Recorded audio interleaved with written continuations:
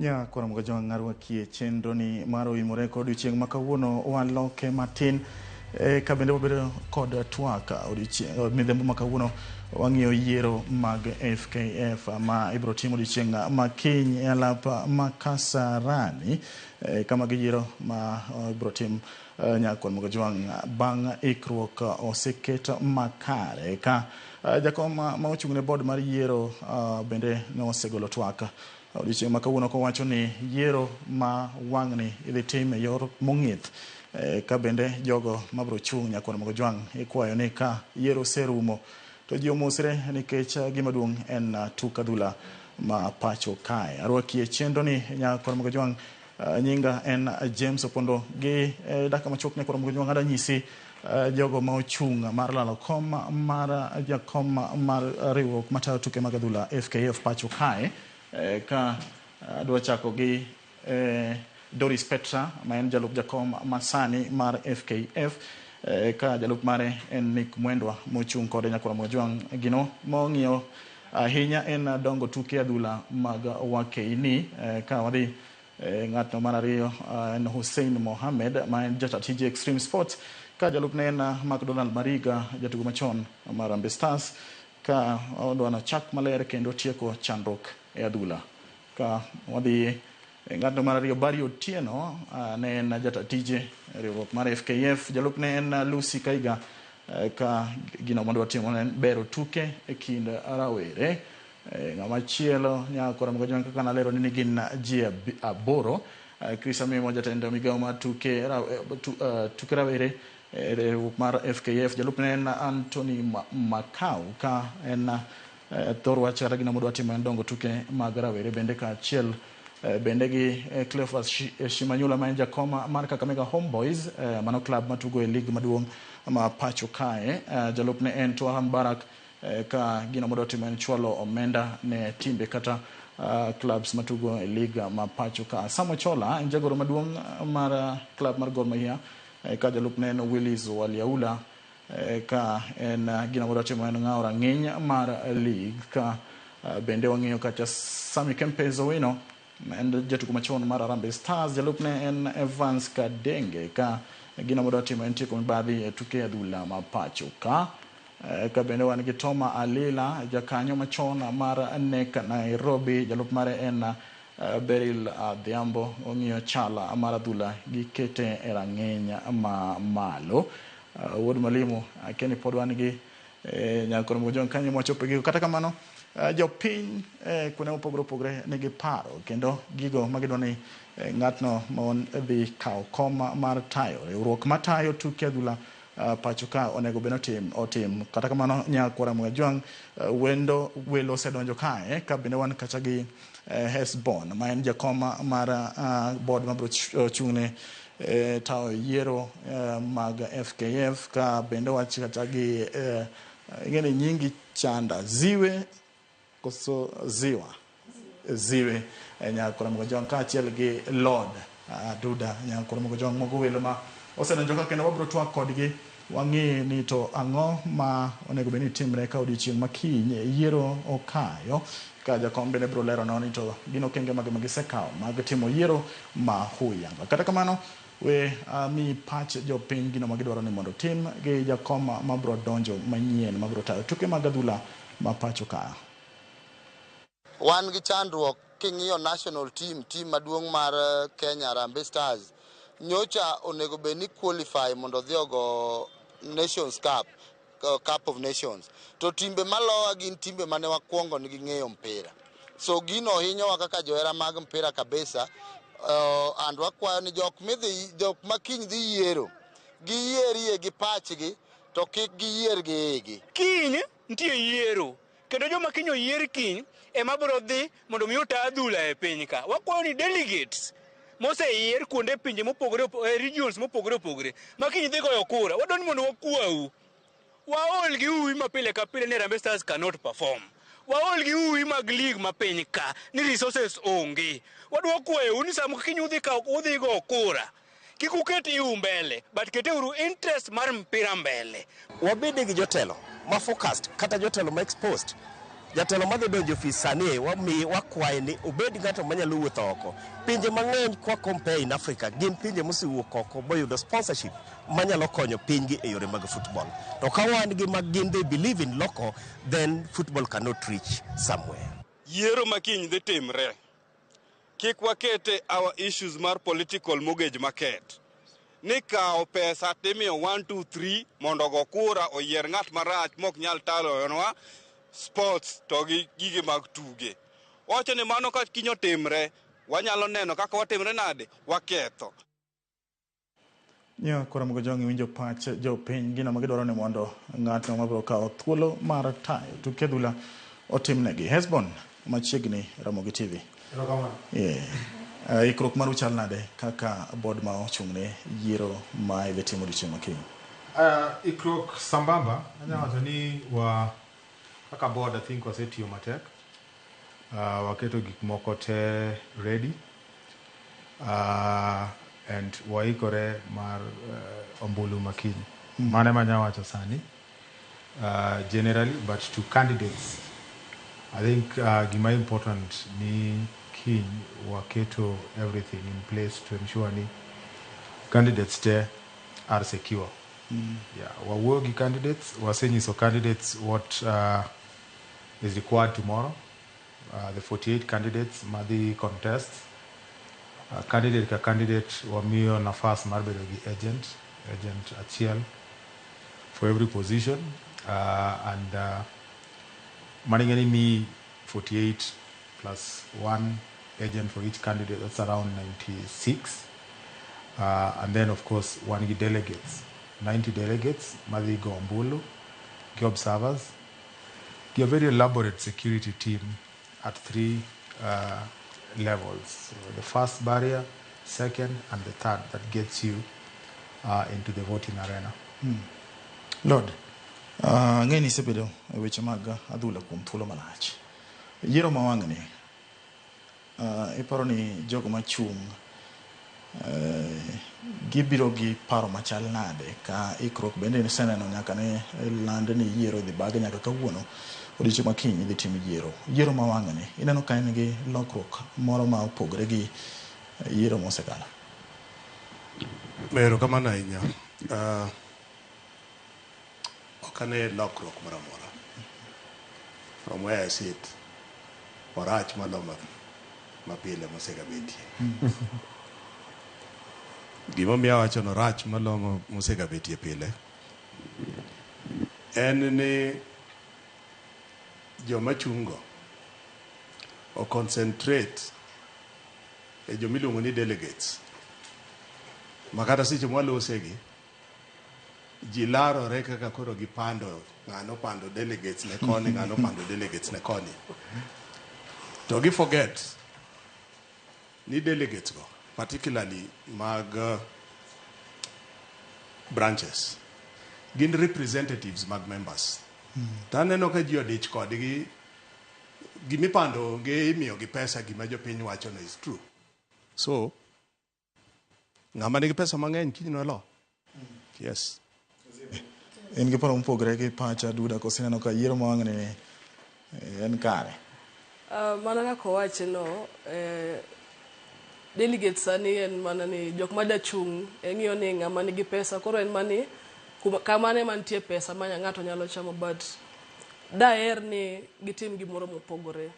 Pesa wanyawacho ni ginyalo chamo pesa, but kochopo kar yiero giyier ng'ama dhi konyogi, nikech bang'e gin ma gibobiro ywak podi ni club gi ekeno timo ang'o, jotugo timo ang'o, to gin ma giyiero jogo. Koro daher ni ka gin gi paro moro manya konyo mpira to giyier ng'ama onego beni bedo kanyo.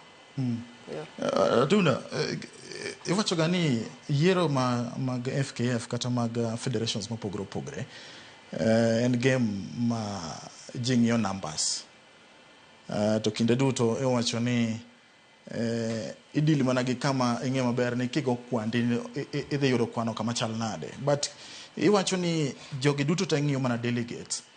Iparo ni mae gima osebedo ka hinyo dongruok mag tuke adhula pacho ka, nikech king'iyo gik ma hinyo tugo e counties kata na piny kumi ituge chande opogore gi gima jogi dwa keto mbele gi nikech koro gima ging'iyo sani en delegates? Apenji,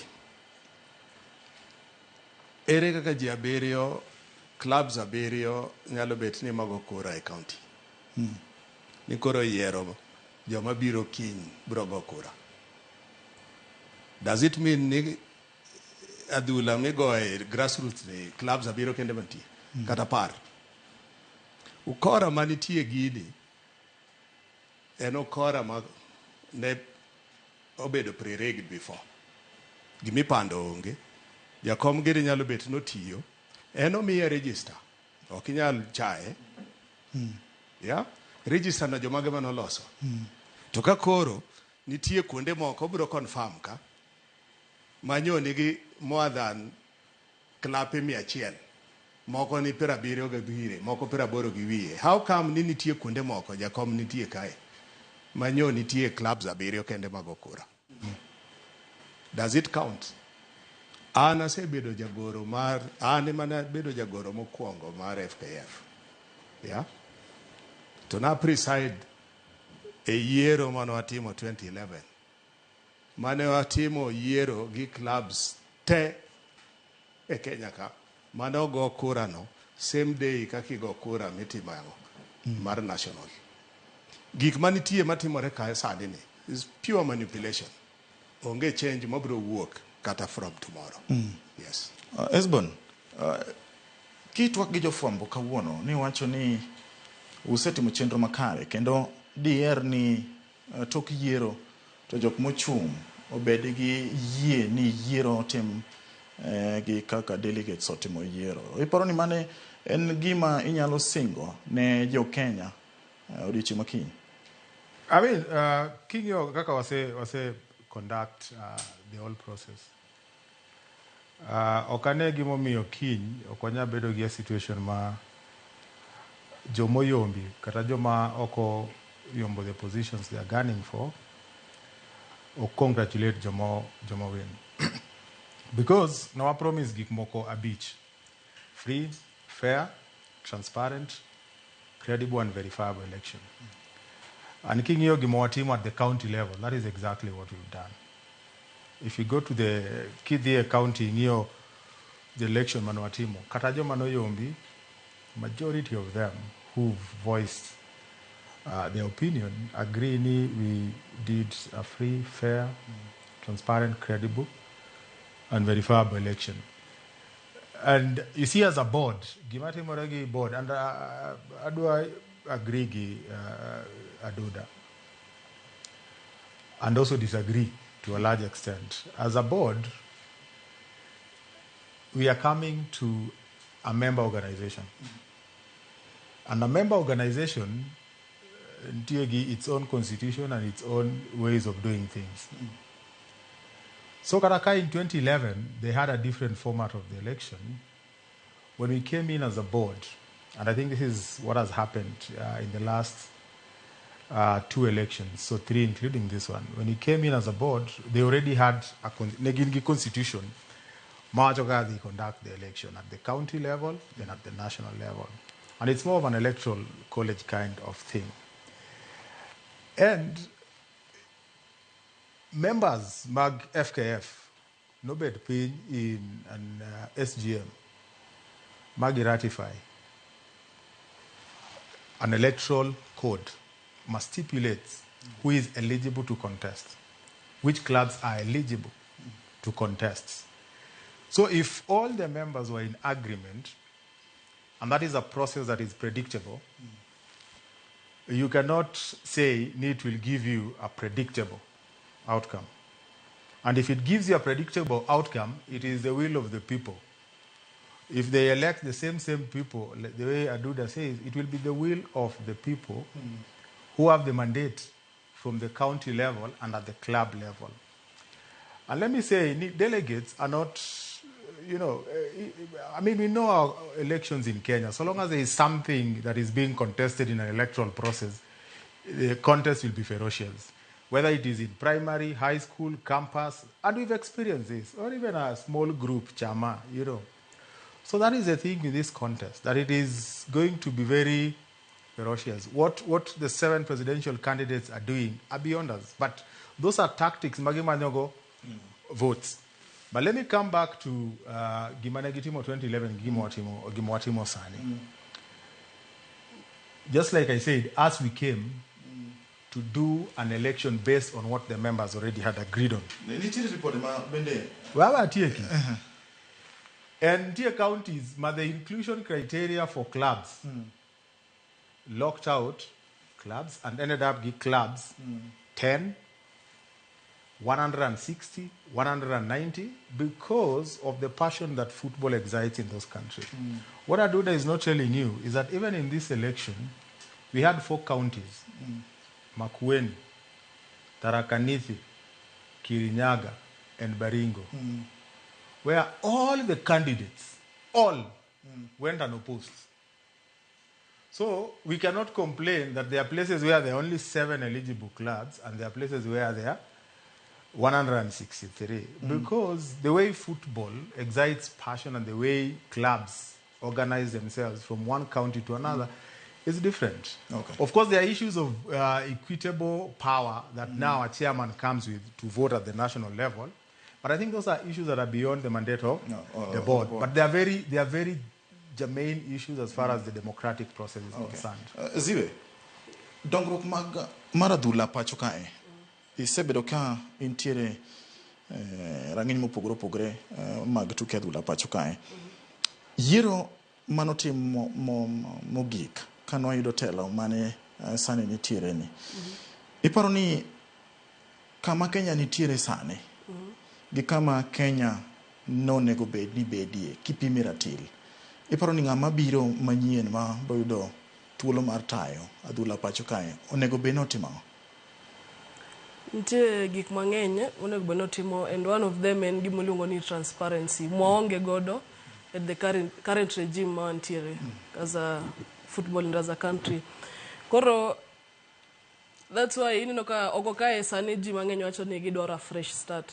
A fresh start to mean that ogidwa jok mane nitie telo no mosebedo kanyo all alone, gisebedo kanyo higni apani madhi 8. To higni 8 ka in ng'ama onego bed ni timo gimoro ma ji neno, onego bed ni isetimo e higni 8 go. Koro gima timo penjo ni ka nitie jok mane nitie kanyo higni go te to pod sani gidwaro noketgi e komno. Higni 8 go te kane onge gima ne gisetimo manya konyo mpira ma Kenya sani. Ang'o ma gidhi timo manyien mano gitimo higni 8 go. Koro omiyo sani wadwaro ng'ama dhi neno gik mopogore and madhi address problems wan godo sani at large. Yeah. Lord. Kama wanti sani gi iwacho ni ne mani bedo jagoro mokwongo mana ne odonje riwruok matayo tuke adhula pacho kae. Kinyalo go higni go duto nyaka odiochieng' ma kawuono kikompea kata na gi countries mamoko. Tanzania neno ka koro iwacho ka pile ni Tanzania kiko wach no sekalowa. To wan kwanene gi oko kama waneno ni Tanzania kama gintiere sani gin kama bor moyowa. King'iyo weche mag referees, king'iyo weche mag clubs kapod gi ywak e wach mani kitimo rak mar kata na mar loso kata na broadcast rights gini kelo ne gimoro ne gisain. Iparo ni kanye monego bed ni ng'at madonjo e telo iwacho ni jok moko wacho gidhongere wacho ni ong'eche gin mana maka bunge magiloko. Iparo nade ang'o monego bed ni timo?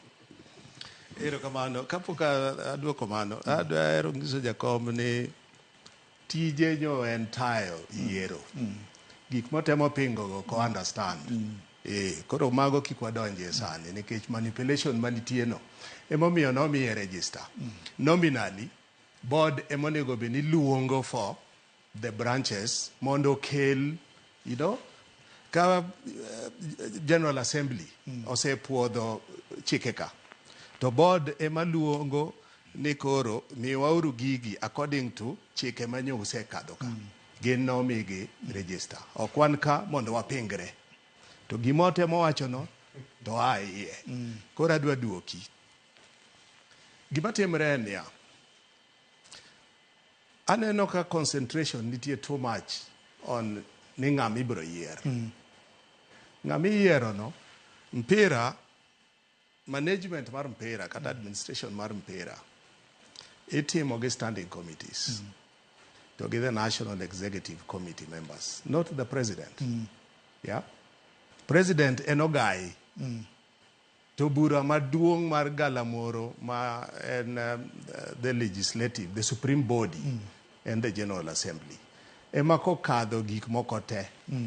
To koro, ogai make sure ni gik manok buro kadho ka. Koro bedo implemented. Iwinjo. Now, these standing committees gi, emi yudo ka osebet higni kaka Zziwe wacha boro ni. Ok gisebedo vibrant. Anyalo chiwo ranyisi achiel kata mana mar jotugo, kata mana mar jo coaches. Nitie committee moro miluongo ni Player Status Committee. Yeah? Donge nitie clubs sani ma pok ochulo jotugo osara kata marupurupu dweche 7-8. Ere kaka clubs go pod goche e Premier League, kata e Super League, kata mane gine ma piny gi. Yeah? Wan gi committee mar leagues and competitions, for instance. Yeah? Ere kaka sani, for example, team miluongo ni Mofa, Michael Olunga Foundation, nyocha gocho e Division 1. How comes ni sani ogoche Super League? I mean, one get a lot of rot. Empira ma Kenya kasani, more beyond Yiero ma jakom giri chung negi. Okapinge e yore ma gitemo taigo. Yo? Otemo, nekech Yiero nti a lot of contention. But engi committee mare, gigik manyo megigo. Okanyal kao kudho na chuogi go ni magiba. But gik motimore prior to kama ne kori miyo gini, ema biro golo results makinyi wantiego kinyri. To mano to wanyalo kao muda mang'eny molo time mar show ni mondo wawachi nikech wang'eyo kaka gitimore nadi. So ana feel niya concentration e joma koro omi thuolo sani gima wanyalo time onge kanyo ber kanyo rach to koro jini gi thuolo sani.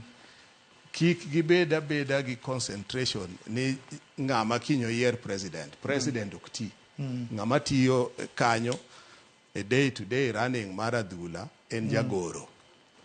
To jagoro ni nyaka ti alongside the members mag the standing committees. Yeah? To ka National Executive Committee members gi bendo yier joma goyi aina mosebet higni 8 ka. Pod wabro yudo ka ng'amo yier president, whoever mibro yier president, pod bro dhi mbele gi manipulate gik magala banyo bet katimore mpira gi. Yes. Hesbon. Angeni Aduda wacho ni kikwa pingre, but you know, the voters register gima muhimu saina kabisa election. And wacho ni nomiwa, which is not true.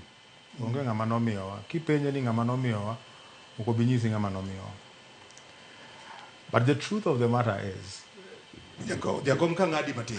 wewe atie Kaka ng'adi matin. na we No nekech nobedo generated by the secretariat ma the federation. Let me just finish. It was generated. It has to be generated somewhere. But you see, as a board, it would be very stupid if we just went ahead with a list that we are given by the federation. And as a matter of fact, it is the federation that is running football. So they are the custodians of all these things. But when they gave us Negimiwa, and Aduda is not telling you, we published it publicly and called all the clubs to confirm. The clubs that are included there, the clubs maonge, to bring in their petitions. And we had a whole 1 week to receive those petitions and another 1 week to listen to those petitions. And it went from 5th, Manone Benua published the last list, to 14th of October because of appeal and a court order.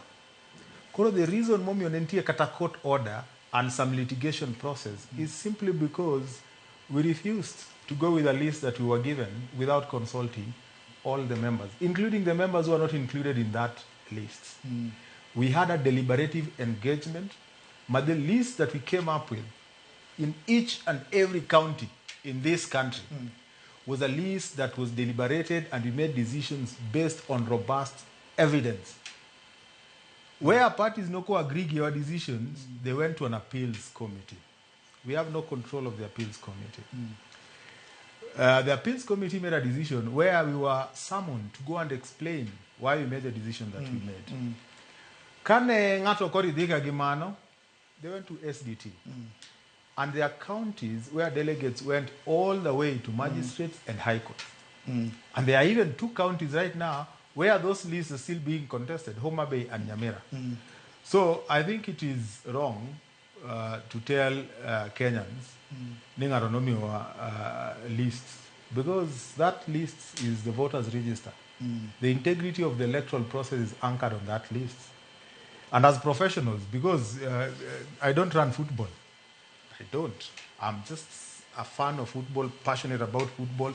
My master's thesis was on football. That's why I found myself helping the entire process. So I did not go there to do someone's bidding. I went there to help the real people who are stakeholders of football make a decision. And we did it to the best of our ability. We are not saying that we were perfect. We are not saying that there are no loopholes, but those are loopholes that are occasioned by individuals in the organization, and we tried our level best to do the right thing. Agna du kumi wangiane kaka Yiero makinyidita Zziwe. Bisa bedo gi paro ni onge club mawuok e Nyanza matugo e league maduong' mar KPL. Ang'o motimre? Is it ni telo marach koso dok piny mar adhula e gwenge ma Nyanza? Nikech wajoluo wakawo ga pachwa to wakete e weche mag opira, wakawo omenda wakete e weche mag opira, to king'iyo gi sani onge club mawuok Nyanza. Ang'o motimre? Nikech Gor Mahia en club ma Nairobi. Wantie gi Shabana mawuok Kisii. Luo Nyanza. Luo Nyanza. Ang'o motimre? Luo Nyanza ne wan gi team miluongo ni Moroni Youth, ma bedo best Moroni, but ne gibedo relegated, sani gitugo National Super League.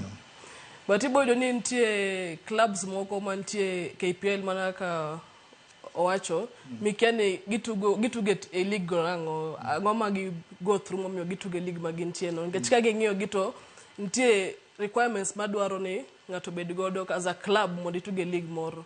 Yudo ni nitie clubs moko ma bedo move to another level, ikiani itimo gini what way. Koro mago the kind of routes that mwacho goero, mani ing'eyo ng'awa mantie malo kuchocho. Koro mago telo motemo do away with that now marni. Yudo ni delegates masani ma moko miwinjo ni chulo, moko kia nitero kanyego. Yudo ni gin owners make club mantie gi favors mitimonegi from the current FKF ma wan godo. Koro yudo ni nitie gik molak monego obedo godo e league, to because ong'eyo ng'ama nitie malo kachacha, imiye nafas moro ni indonch kanyo adhi noka kwa the team. Koro iboyudo ni sani koro da team election, gin ma pod gidhi safa, lakini yudo ka gigoyo debe ne ng'ama idwa no wuoge e komno, nikech ko wuok to favors go onge. Ko wuok to yudo ka club go dhi wuok as well. Koro nyoro ne wani gi debate a Citizen, to one of the candidates ulungo ni Cleophas no otemo pinpoint the reason why waonge clubs maya Nyanza, Kiani Western, tie Nzoia no goal, Viga no goal, and many other teams. Koro his claim was management mar football mar Kenya. Kaka gi manage gik moko, samoro yudo ka clubs moko bedo favored. Yeah? To mane gi mwatemo do away with that now. Lord, eparonade, rach mar riwruok mataya adhula malo, ipano dhi nyaka piny e clubs. To mondo mi lokruok obedi, adwa tiyo gi slogan moro ma itiyogo mar bottom up. Onego beni chakre kanyo, nikech kiwinjo kata kaka joluogo wuoyo, johera mag adhula, giwacho ni yes, idhi tim yiero. Jok moko wacho ni already gi jok moko oseng'eyo ng'ama dhi loyo. to jok moko be wacho ni delegates makoro mithuolo 90 gi gidhi kata gi kosetim kama to gibedo promise ni obro migi machal kama be gini ochakre kanya Aduda. Rotni en gima ne ng'ato bet piny to paro to choro. Yeah. Nikech mpira mar grassroots structure mar federation, yeah, en ni nitie piny kacha cha nitie chon iluongo ni sub branches masani kori iluongo ni sub county. Kae kidhi e county, kae kidhi e nationals. To ka sani ji dhi e yiero, tiyudo ka base bottom miwacho no onge anything. Oket gi ka nikech dhano nitie ka 48. Iwinjo. Ema mina na wacho ne jakom ni ano ka blame kiko kawo defense ni ng'ato otiyo ne ng'ato ok oti ne ng'ato en otimo gima nomiye to kendo tiyo maber ok apingra kode. Iwinjo.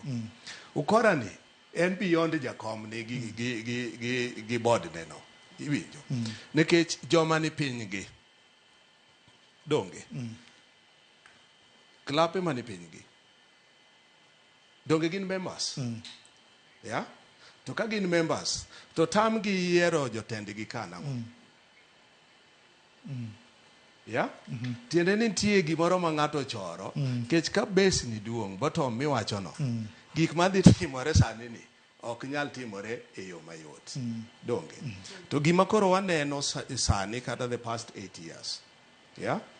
En ni ng'ato no bet. Yeah. Jakom odhi sikul to ng'e gigi. Donge. Katiba ok inyal loko gi 1 hour. To mane manotimore 2017. Katiba mantie sani ni opogore ema nogolo klape mani piny kaegi. To sani ka koro mpira onge piny ka. Mpira dwa chakre diere kani. Yeah. Zziwe wacho ni Moroni youth kende. Chebelel ni kanye. Sony ni kanye. Western Stima ni kure. Yeah? Kata mana Kisumu All Stars, Hot Stars giri. I mean, gain spread all over. Kwa loso e Kenya mzima. Tumago tumana maturu wa kacha. Donge. Mafuko bombas giri. Donge. So gi ng'eny. To sami yudo ka koro ng'ato wacho ni e county. Yeah? Miluongo di county league. Nitie gi klape 98. Yeah? Klape 98 gi ne gi akanye ka piny kato onge gi league madhi mbele. Yeah? Tiende ni nitie gima jomoko chora ka ging'e ni bwana wan to mae gima wadwa timo so long as ni watimore nadi wabetie telo. To mae gima nego adhula ma Kenya. Ilose wach jo Tanzania. Yeah? Wakao Premier League ma Kenya. Gol Shabana, mazi wacho ni. Gol Homeboys. Gol Muranga Seal. Gol Mara. Gol Bandari. Mago clubs adi. Abich. To wan gi clubs 18. 18 ni kanye. Nairobi. Yeah? Ere ka kidwa dongo mpira ma Kenya. Mag grassroots. Kidhi sani Tanzania ma lose example neni. Gain spread in all the regions. Kidhi Dodoma, ibro yudo Dodoma jiji, ibro dhi Pamba, idhi Mwanza yudo, idhi Korogwe kucho, yudo Ehefu, spread all over. Emo mi neno ka the latest years gi. You know, standard mampira ma Tanzania ochako timore nade biro mbele nekech giyudo thuolo bende mamiyo joma rowere ma piny ka thuolo mar chako timango dongruok gi klape gi. IT biro yudo structure marwa mar leagues. In gi Premier, in a Super League, in a Division 1, in a Division 2, in a regional, in a county. I mean, what is all this nonsense? Yeah? Joma ni piny gi gin gibro dongo magichop maloka. Jotugo madwa aspire ne bende chimoro dhi ogo mpira at the Premier League level.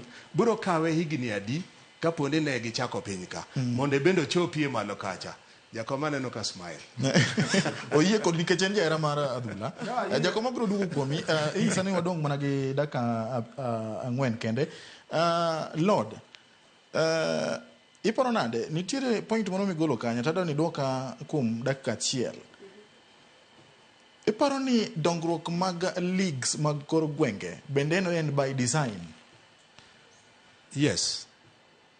Nitie ng'ama nobedo piny to wacho ni sani kaluwore gi chik manitie katiba manitie joma yiere branch gi sani ema appoint joma chung ne mpira e ang'o e grassroots ko kino siepa to kata ka ino siepa ok ine mabro mi thuolo what are we doing erokamano Zziwe ka watieko odiochieng' makiny en gi geno ni paro nyalo lokre nikech ing'eni kichako gi sani nyaka kiny jakom nowacho ni kiny ochakre saa 3 iparo ni gik moko nyalo tugre kama pesa nyaka wuothi mano to lazima mano osebedo mano to lazima waka jopiny wacho no weche ni kowuok ka ok gidwa to gidhi kethe to mano gima ne gisewacho to mano gik maketho election koro ng'ini gisani nitie jok madwaro telo to gintie jok ma jopiny dwaro ni mondo tel negi okay jakom ka watieko adoni koro ilernwa ni to yiero makiny chakre sadi to ng'amidhi yiero onego bed ni yudo kura marom nade ka ok oyude round mokwongo round mar 2 round mar 3 round mar 4 koso uchane nang'o? Koro yiero makiny chakre saa 3 en yiero to kendo en budho mar FKF koro gin gi meeting margi ka gisetieko bang the address mar president wachako yiero and nitie 11 positions mabedo contested. So the neck positions there are 9 regions in Kenya because there is lower and upper rift and then one woman representative in NEC and then the presidential. So for the NEC positions, Yiero and simple majority. Namoi do kura mang'eny maka hotel watieko wachno. Lakini kwa chopo kar president nyaka yud 50% of the vote. And in this case definitely it's because one delegates 90 yakobed 50 plus 1 koido 50 it will be 50-50 koido 45 ngato boido 45 that's 50-50 koro round 1 kwa ido ngamoido 46 wadi round 2 round 2 wadi gijiadi so we'll take the first 3 to round 2 round 2 kwa ido 50 wadi round 3 round 3 koro wadi gijiadi Areo. Koro round 3 is the ultimate. Round 3 kanyo koro winner they do simple majority to watieko tich. Yes. Kaka jahera mar adhula makora golo bedo mari jakom. Iparo ni kaka uchano yiero gi board maru. Di bed ni oko. Di yie gi gima utimo. Dabe ni oko da yie gi gima watimo 100%. Because kaka Lord wacho there is a lot that has happened ma wan wayudo and the best we could do was to get the best out of whatever we found for the football stakeholders gijomoero football to mane mo watimo to the best of our ability. Koro in gadier ni yiero every time makaru dicho makelo. Yes. And chieng mano wabedo unveil. Let me just say this. Yes. Na address stakeholders, football lovers, the candidates. And I told candidates, ngama they win, what they protect victory. Okay. Told football lovers that this is an opportunity that you're giving Kenyans to see what people who are running football have done and what they can do to change. Erokamano enya koramoga jwang wan gi TWAK makende yiero mag FKF ochano dichieng' makiny ka ne wan kod Owelo jakom mar board mochung'ne yiero Hesbon ka achiel gi Zziwe ka achiel gi Lord Aduda ma osebedo ka nie adhula ni kuom kinde malach. Odiochieng' makiny koro Ramogi kaka jakom osewacho chakre saa 3 nyaka yud ng'at mabiro chung' ne riwruok matayo tuke mag adhula pacho ka. Nyinga en James Opondero. Kamano aweyi lweta jogo mabiro tayi chenro mabiro ka jaloko marwa odiochieng' ma kawuono na obedo Elizabeth Otieno. Nyako Ramogi abedi kod Otieno makare. Nyinga en James Opondero.